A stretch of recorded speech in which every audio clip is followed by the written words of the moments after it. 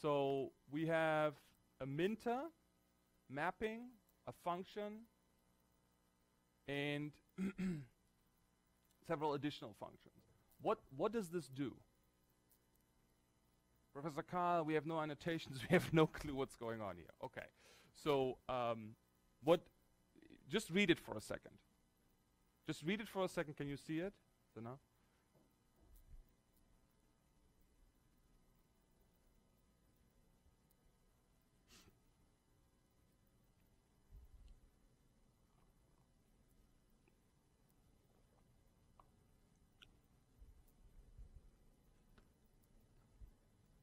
Some people are looking at me and saying, this is Chinese, what do you want from us? Okay, I get it. But I know there will be people here who can tell me the basic syntax, the basic idea here. Because there is actually some natural language in there. You just have to understand how it interacts. What does this do?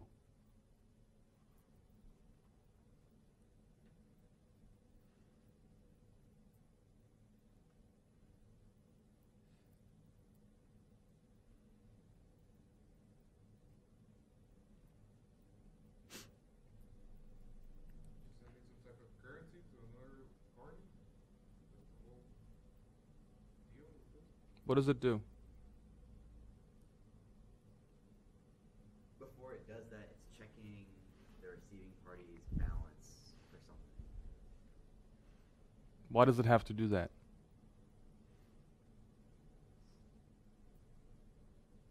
Before it authorizes a contract to execute, make sure you have enough money. See guys? you read it and you still you have sort of an intuition what this does. You don't understand exactly how it does it. You don't know if it compiles. You don't know all the ins and outs. You certainly don't know any bugs at this point. But you have sort of a general, you just read this for 30 seconds. Sort of a general idea of what could be going on, because there's enough natural language in this to explain to you, to tell you what the intent is. Now, as you're learning more and more what the functions are, what minting is, what mapping is, it'll become even clearer. Yeah, it unfolds. So this is a basic contract that that mints and sends coins and then sends it to different addresses. Yeah, checking if there's enough in it, if enough gas is available, and so forth. Yeah, but you just spend 30 seconds and you got to a point of, well, it should be doing X, Y, Z. Yeah, that's all I want you to do this and next week. I want you to sit down and work through it. Best thing you can do is try to find annotated code, and then work with it. Yeah, add different elements if you want. Again, if once you copy and paste it, and you take it from one concept and then you add another concept, that's when the compiling problems start. But again, you don't have to compile. Your code doesn't have to compile for next session and the following session. You just have to explain the intent. Yeah. Maybe at some point we will teach another course, Coding for Lawyers 2, in which I would make you actually show compiling code. Yeah. We would spend the whole semester just on getting to the point where your code compiles. This code is not that course. Sorry, this course is not that second course. Yeah, this course is just intent, origin, legal solution. Yeah. Okay. So here are some cheat sheets. I'm not going to walk you through it. A lot of this is still Chinese for most of and many of you, but the idea here is once you start looking at Solidity solutions and Solidity content and Solidity web pages and examples and so forth, there are hundreds of those out. Yeah.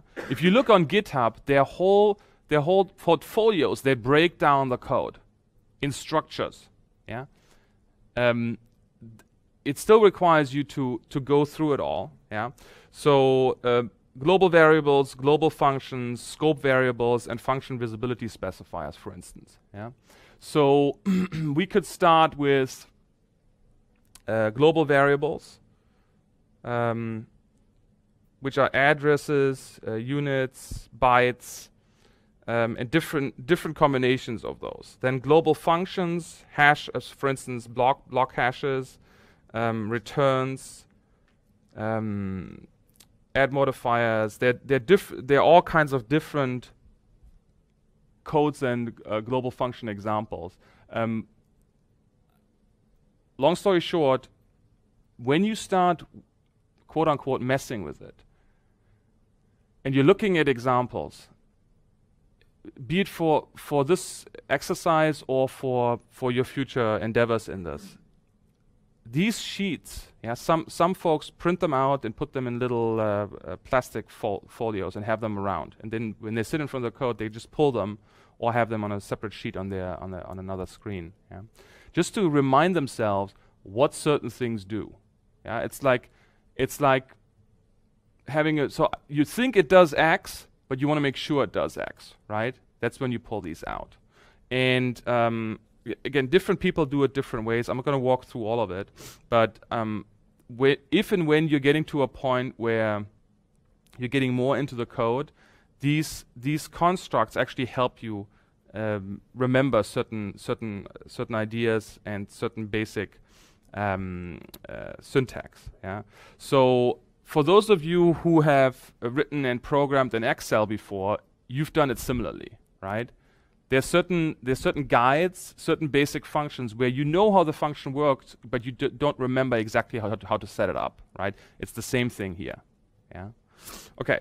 So structure of a Solidity contract. So when you go to the GitHub guide on Solidity, they will start walking you through this. So state variables, functions, function modifiers, events, struct types, and enums. And by the way, that's what you remember Yuri? That Yuri was making references to this. Once you understand these basic concepts, everything flows from there. The contracts, of course, get much bigger, much more complicated. But it comes from this basic structure here. So state variables. They are values which are permanently stored in a contract. Very basic ideas, very basic variables here. Functions are executable units of code within that contract. And I showed you some already. Functions are function here in this example: coin, mint, send. Think of it as the things you do in the contract. The function tells you what that is. And it all starts with literally the word function, and then by the way, I'm going to show you this quick.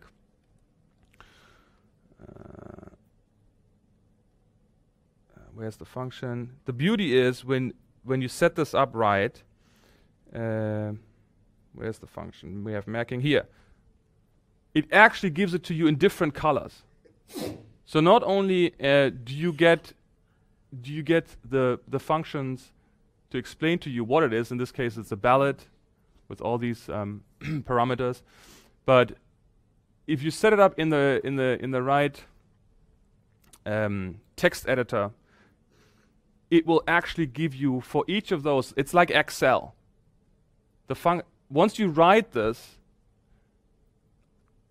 the word function, it'll automatically set up and wait for your input of defining what the function is. The definition then in this case would be in yellow. So when you write the word function, it pops up automatically and it makes you define what the function would be. So it's like Excel. If you write equals and the function comes, the system automatically opens up and waits for you to input what the function should be. Remember that from Excel? It's the same way. It's just that in this case it would be Solidity code. Okay, so let's go back up here.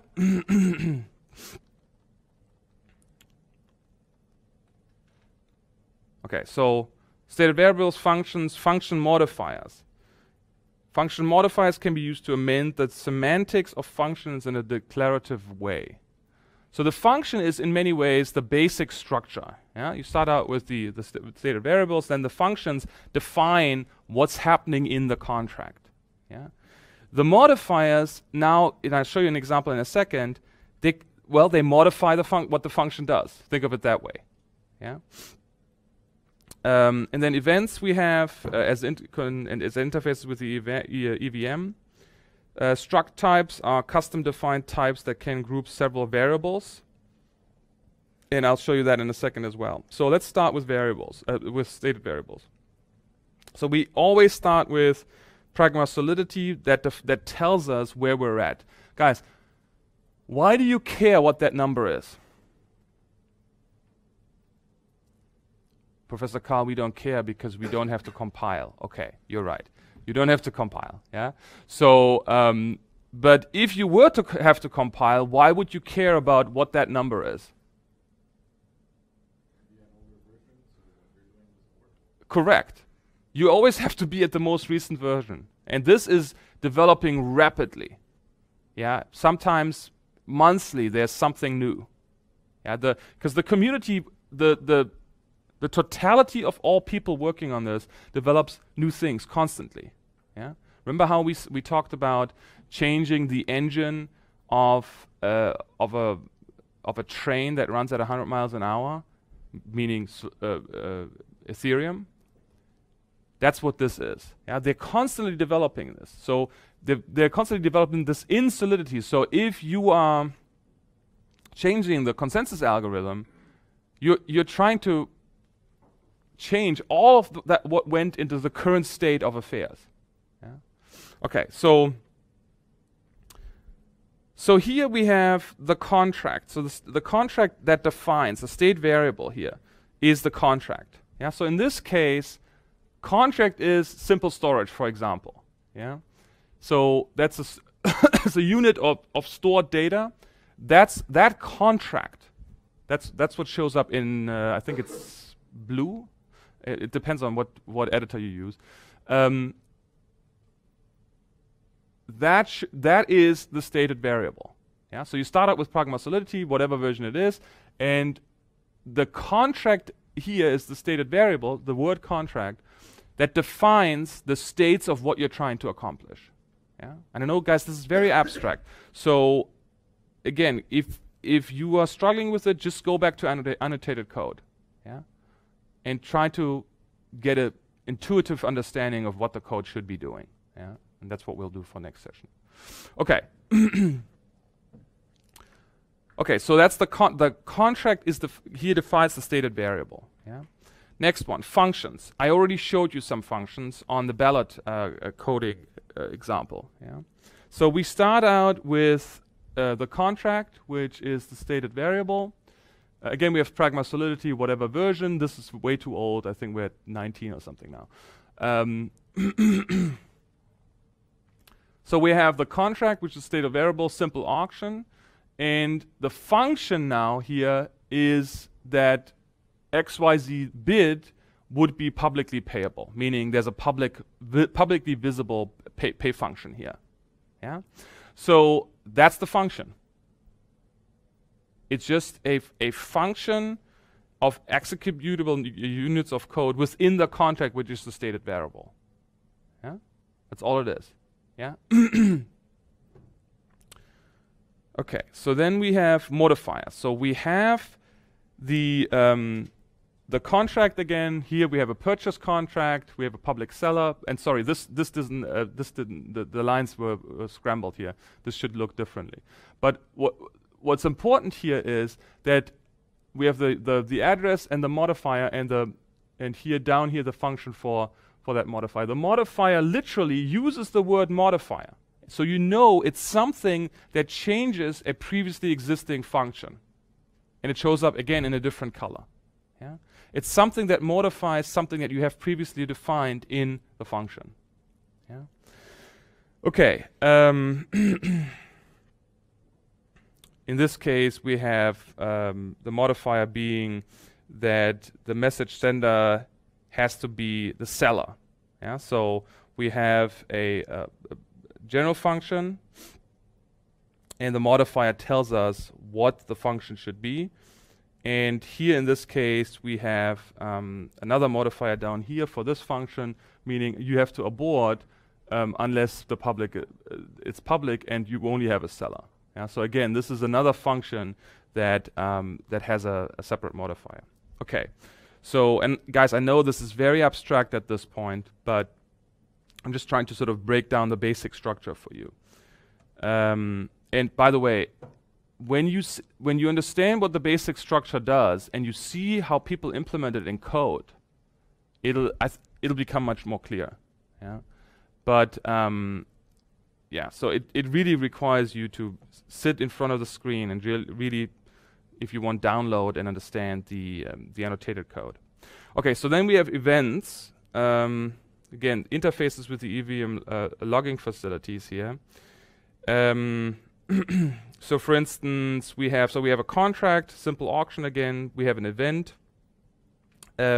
Here, the event would be highest bidder increased. Yeah. So we have an address, who's the bidder. We have a unit amount, and a separate bid function which is publicly payable.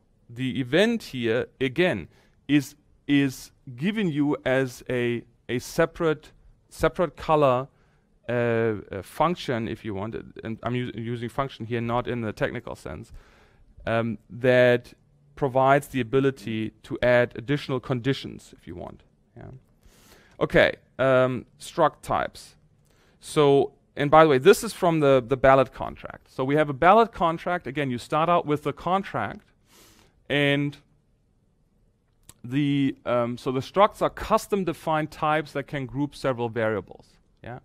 So now the struct allows us to determine the weight of an input, who voted, when and where, the address of the delegate who voted, and these are all struct types. Yeah, they are part of defined types then of variables that go into this contract. Yeah, and when we talk about the code for the share exchange on the blockchain in about 45 minutes or so, we will see that that's exactly what they do here.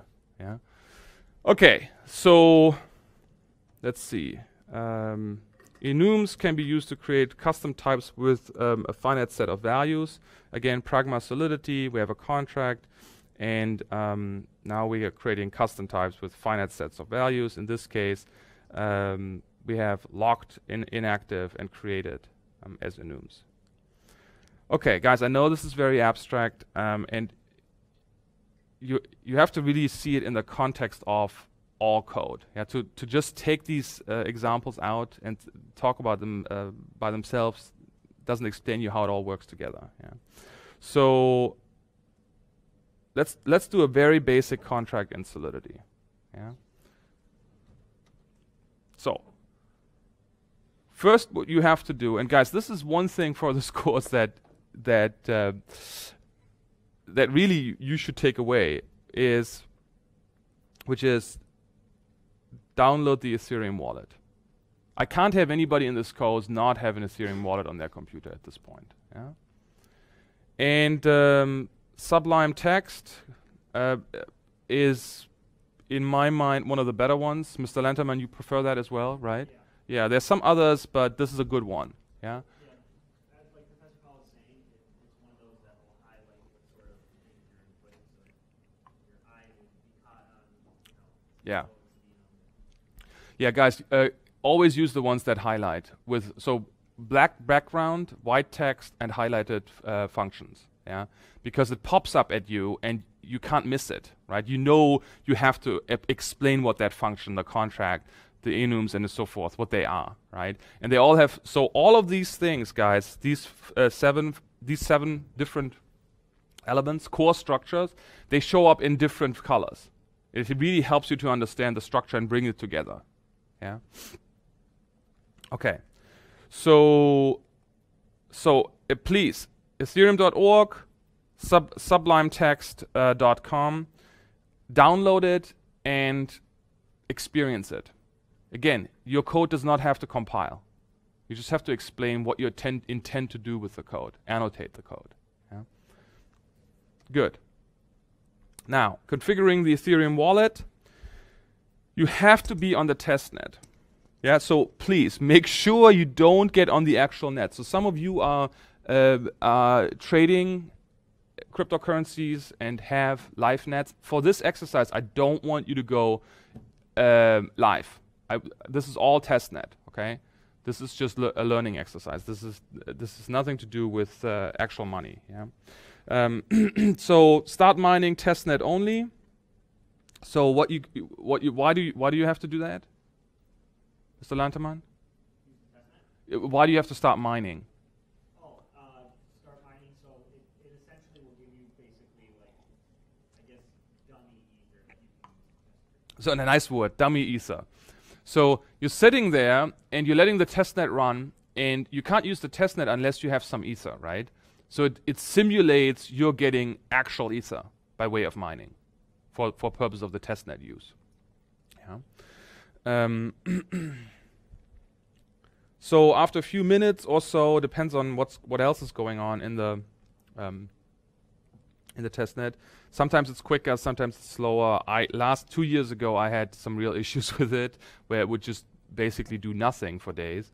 But yeah, so now I think we should be okay.